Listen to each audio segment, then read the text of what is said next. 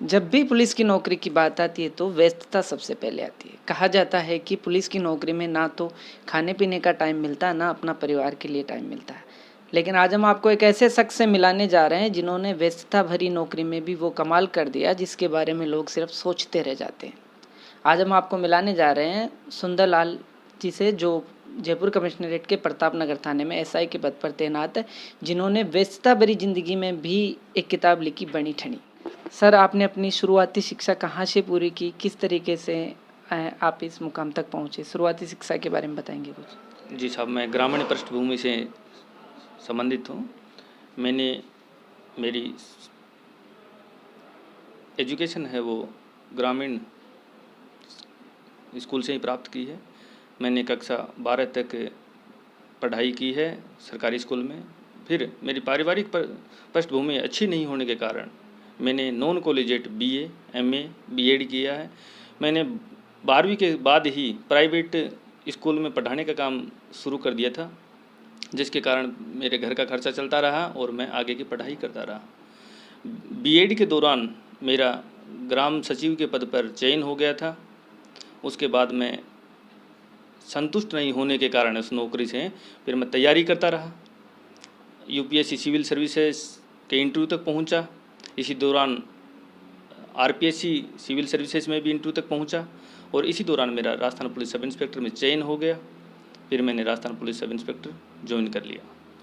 Sir, police की नौकरी में व्यस्तता सबसे बड़ी चीज़ है और आपने व्यस्तता भरी नौकरी में ये जो किताब लिखी है आपने, बनी ठनी।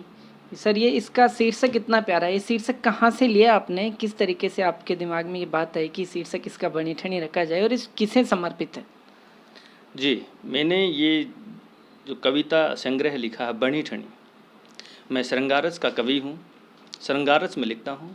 राजस्थानी परिवेश से संबंधित होने के कारण मैंने किशनगढ़ के राजा सावंत सिंह, जिनका उपनाम नागरी दास है, उनसे प्रेरित होकर मैंने ये बनी ठनी पुस्तक का शीर्षक लिया है। बनी ठनी राजा किशनगढ़ के राजा नागरीदास की प्रेमिका थी और वो बेहद प्रेम करते थे और उनका जो काव्य संग्रह है वो मुझे बड़ा रोचक लगता है। मैंने बार बार उनको पढ़ा, तब मैंने अपनी प्रेमिका को समर्पित ये काव्य संग्रह लिखा। सर, इसमें जो काव्य संग्रह है, इसमें किस तरीके से आप अपनी प्रेमिका को समर्पित है? तो क्या क्या आपने, अब जहाँ से आपकी शुरुआत हुई है, लव स्टोरी मान लो, लव स्टोरी की शुरुआत से क्या क्या इसमें लिखा आपने सर? जी, मैं प्रथम मिलन से आपको एक छोटी सी कविता सुनाना चाहता हूँ।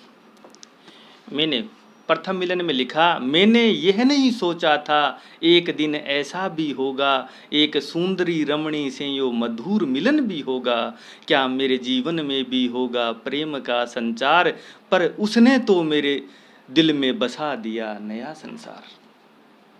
सर, आगे किस तरीके का प्लान है आपको? क्या आगे फिर कविता लिखने का है या कोई किताब लिखने का आपका? जी, मैं काव्य संग्रह लिख रहा हूँ। जल्दी ही दूसरा काव्य संग्रह आपको मिलेगा। आपने सर ये जो किताब लिखी है, इसमें पूरी आपकी प्रेम कहानी पर आधारित है। इसमें ऐसी कोई कविता जो आपको सबसे अच्छी लगी हो, जो आपके दिल को छूती हो, वो आप सुनाएंगे दर्शकों को? वैसे मेरी सारी कविताएं ही दिल को छू जाने वाली हैं। मैंने छायावाद से प्रेरित होकर कविताएं लिखी हैं। इसमें नायिका का नक्शिक वर्णन और प्रकृति का मानवीकरण किया गया है। मेरी हर कविता में प्रकृति का मानवीकरण और नायिका का नक्शिक वर्णन तथा संयोग और वियोग श्रृंगार दोनों का मिश्रण है।